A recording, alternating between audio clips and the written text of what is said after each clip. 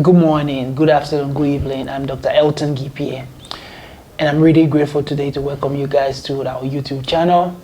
And today I have with me Dr.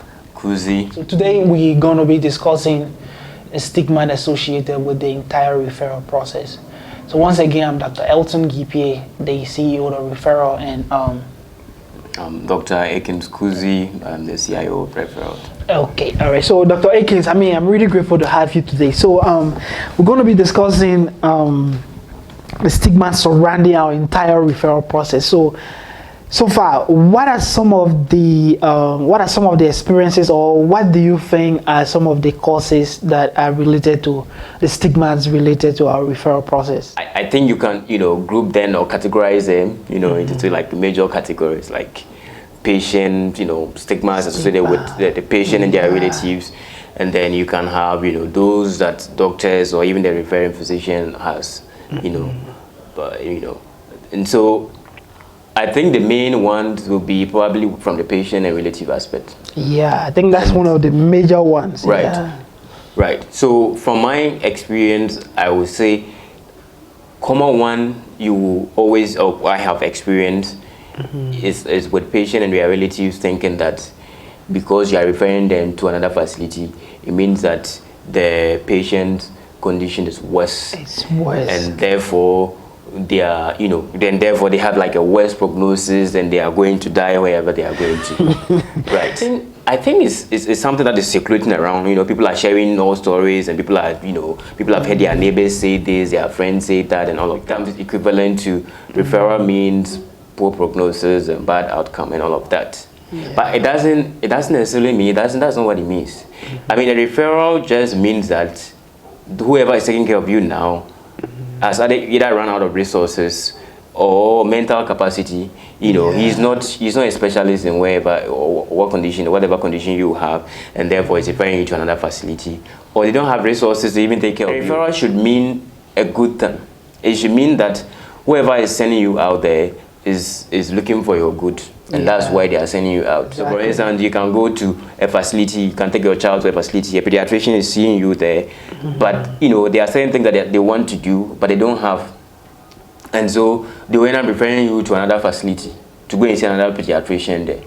It doesn't mean that whatever you have is like it's worse off. That's how they are. That's why they are shipping you off to another facility. Yeah. It just means that this person doesn't have the resources that they are to to take care of you. Most people always equate referral to bad outcomes and all of that. But I mean, from you, you have also worked here for a few years. I mean, what has been your experience, and what do you think are some of the things that are perpetuating these this kind of stigma? I mean, looking at our entire referral system, I've also had a lot of experiences when it comes to referring patients to a particular facility and the family members trying to like stigmatize that particular facility.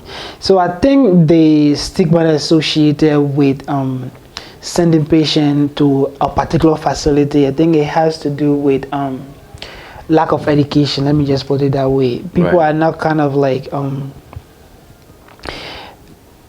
they may be educated about the system, but they don't have the information about a particular referral facility. Sometimes they have the, like you said, the perception about a particular referral facility could actually be attributing to the entire stigma associated with referrals. Right. And then when you look at that perception, sometimes you refer the patient to the facility, is like, it's almost like a death sentence. They start crying immediately you mention that we are referring you. So they have this notion that if you cannot handle the case, that means something really worse in the next area they are going. Their chances of survival is somehow. So I think they calculate in their mind what it may actually turn out to be if they can handle it at the facility that they are. And adding to the outcome of patients who are being referred to some particular facilities, I think it also has to do with the fact that sometimes we, the referring physician or the person doing the referral,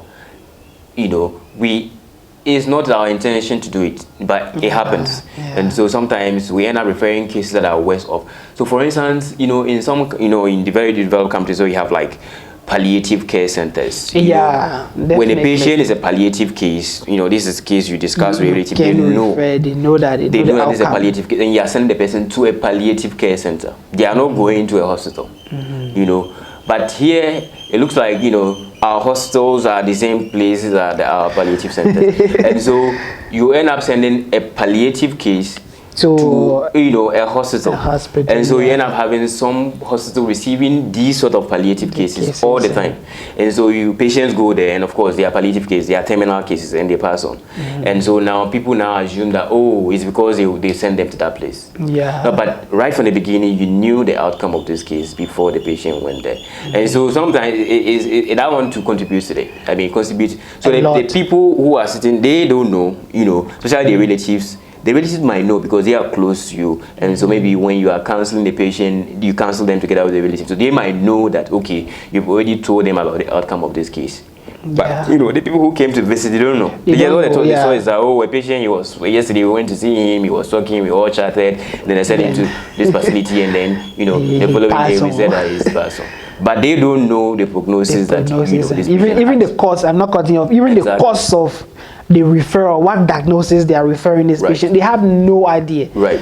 So for them, they are almost at the surface of what is going on. And all they saw is that the patient went there and passed on. And that's what they go home to share.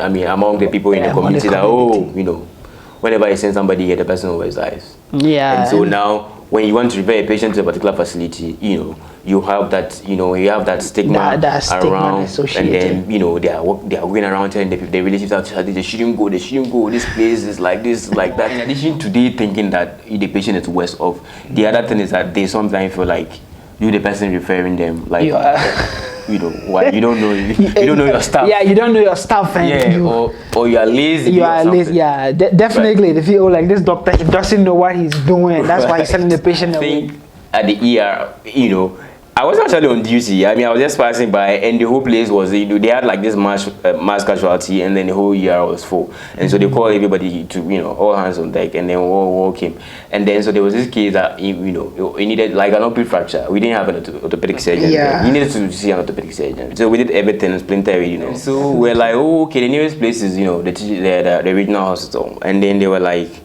but then, there's a surgeon here, there's this, we have all the specialists here. Why are we? No, but this is not just it's not a general surgical case. This is a specialist case. So the person needs to go there. We're like, and the way they were talking, so you see, and out here too, everybody's kind of anxious. And so all the relatives come around, and they're all giving all their comments. And so when you say you are sending their relative to the original hospital, and then the other relatives, the other patients are being managed, they feel like, you people don't know yourself. Like, why are you doing that? Like, why can't you also keep my relative here and then take care of me like the way you're taking care of the other ones, right? But they don't know the difference between, some of these things. And sometimes it boils down to the fact, as you rightly said, education.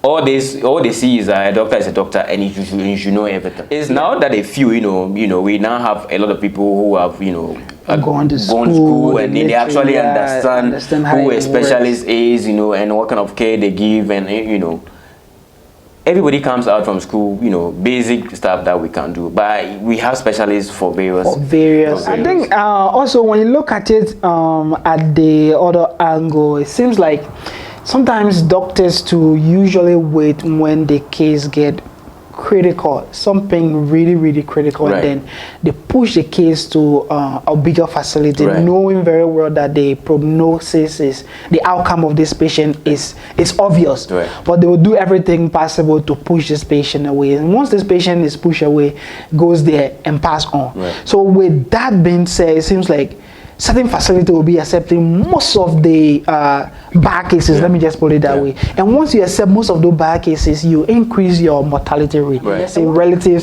get to know that, this patient, this hospital has a lot, there are a lot of people dying from this particular facility. When you send your patient there, they die. So they have that perception that once my patient go here, they will die. But meanwhile, they don't take into account as in the state in which the patient went to the particular facility. And mind you, those referral referral facility, it seems like they actually know those things very well. So sometimes when you are calling in to refer some critical case that they know that Charlie, if they won't come there, they will pop. Right. They will do everything possible to delay the process, and they know the outcome. Once the patient comes, they know what will happen. One thing I think we don't do so well in is prognosis wise, like telling patients and their relative about prognosis. You know, so sometimes, you know, oh, you just tell them that, oh, this is what is wrong with the person, and, you know, this is what we are doing. And then, you know, and they are okay with it. And they actually, but ideally, you know, you should always be able to give some information about prognosis. In some situation, you actually have relatives coming in to ask you, so doctor, we like this one, like, how do you, like, what do you think of the outcome? What do you think? You know, so, but ideally, we should be able, of course, we'll not be 100% right all the time. There are cases that we sometimes think that prognosis are worse, but they then have to have, like, you know, they actually up. But, you know, from our clinical knowledge and what we know about the patient and everything, you know, it's always sometimes good to give, like, some vague idea of prognosis. So, but in some cases, you know, the case is bad, and so you obviously tell them. But some will send the referring, and they'll be asking, oh, so where the place we are going, you know, how, you know, what do you think?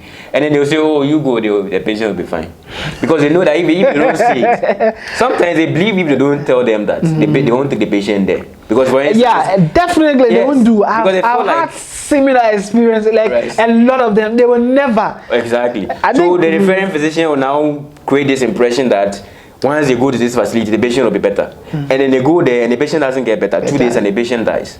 And so they were like, yeah, oh, wait, the doctor who said we should come here said the patient will be better. So how come the patient so it must be the fault of the person, you know, the facility that received the patient. And so now the next time somebody is going there, they tell them that, oh, they shouldn't go because that place. I think the other parts, instead of the like doctor's aspect, would be sometimes, if you know, like a doctor who is trying to refer a patient, who is supposed to refer a patient, feels like, you know, when he refers a patient, it will make him feel like he doesn't know his stuff. So even though relatives have that perception that if you refer their patient, some relatives have the perception that if you refer their patient, their relative, you don't know your stuff. We the doctors who also subconsciously think that when we refer a patient, you know, even other staffs or the relative of the patient would think that we don't know our stuff. I keep saying this, you know, referral has nothing to do with your ego. It has nothing. If you don't know, you don't know. Like, this is not to come and play hero. No. This is somebody's life you are playing with. And who cares if they think you don't know your stuff? Like, because you're a pediatrician, because you're a surgeon, you're referring a case to another surgeon, it doesn't matter. You're supposed to like perform a particular procedure, and you don't, let's say the anesthesia in your facility cannot give a general anesthesia, and the procedure is supposed to be done at general. No, you refer. Right. You refer. It doesn't mean you don't know. It just means that you don't have the resources to. So you need to like kind of know when to refer and when not to refer. When not to refer. I mean, and for we doctors, ego should be our last, like, ego should be the last thing preventing you from referring a patient. A case. Yeah. So these are the reasons that people stigmatize facilities that accept referrals, and because of that, there is this perceptions in the community among our people that certain facility, once you send your patient there, the patient going to die. That's not the case. It's just a myth. You know, these are the stigma that are associated with our referral system.